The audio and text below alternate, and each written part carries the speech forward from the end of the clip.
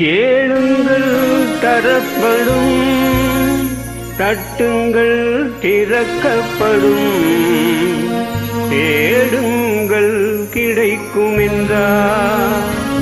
இயேசு தேடுங்கள் கிடைக்கும் என்றார். கேளுங்கள் தரப்படும், தட்டுங்கள் திறக்கப்படும், தேடுங்கள் கிடைக்கும் என்றார். இயேசு தேடுங்கள் கிடைக்கும் என்றார். கேளுங்கள் தரப்படும், தட்டுங்கள் திறக்கப்படும், தேடுங்கள் கிடைக்கும் என்றார். இயேசு தேடுங்கள் கிடைக்கும் என்றார். பெத்லகேம் நகரில் மாட்டுத் தொழுவம் அதில் பிறந்தார் பரமபிதா. சூசை கன்னி மரியின் மடியில் தவழ்ந்தார் இயேசு பிரான். 6 வயதினில் ஆரம்ப பள்ளியில் கல்வி பயின்றாரே. ஆகமங்கள் 56ஐயும் ஐயம் தீர உணர்ந்தார். இயற்கை உலகமே தூய்மையானதென இயேசு நினைத்தாரே.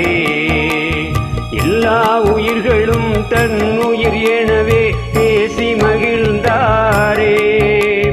கேளுங்கள் தரப்படும், தட்டுங்கள் திறக்கப்படும், தேடுங்கள் கிடைக்கும் என்றார். இயேசு தேடுங்கள் கிடைக்கும் என்றார்.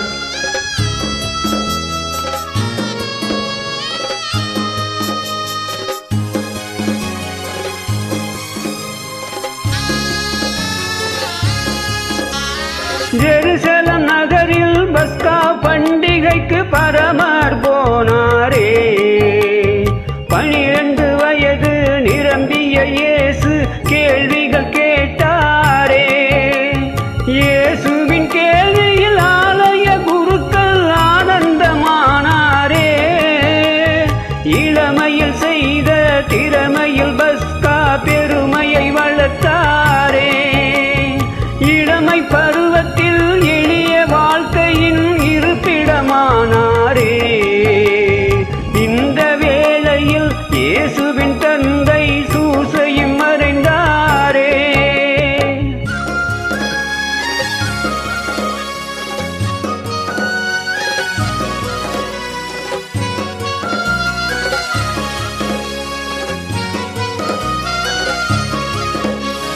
தந்தையார் செய்த தச்சு தொழிலையே தனயனும் செய்தாரே.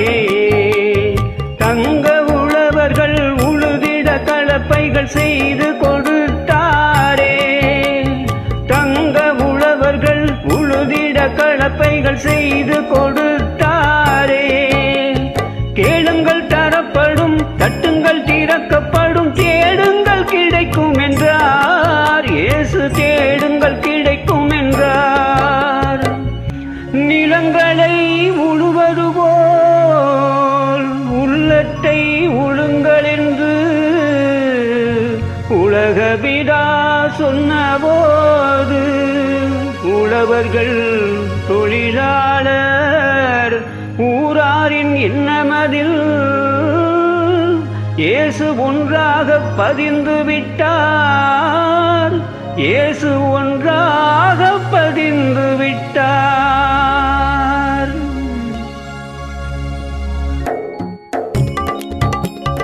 அன்பு குழந்தைகள் அருகில் இருப்பதே ஆண்டவன் தொண்டு என்றார்.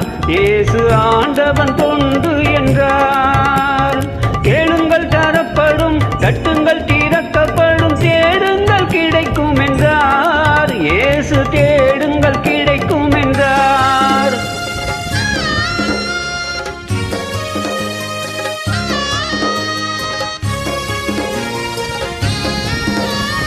முப்பதாம் வயதில் யோர்தான் ஆற்றங்கரையினில் சென்றாரே. யோவான் என்ற ஞானியின் அன்பால் நோன்புகள் ஏற்றாரே. ஞான ஸ்நானமும் பெற்றாரே. துன்பத்தை அகற்றி இன்பமாய் வாழ வழி பல சொன்னாரே. இயேசு நண்பனாம் யூதாஸ் நன்றியை மறந்து காட்டிக் கொடுத்தானே. 30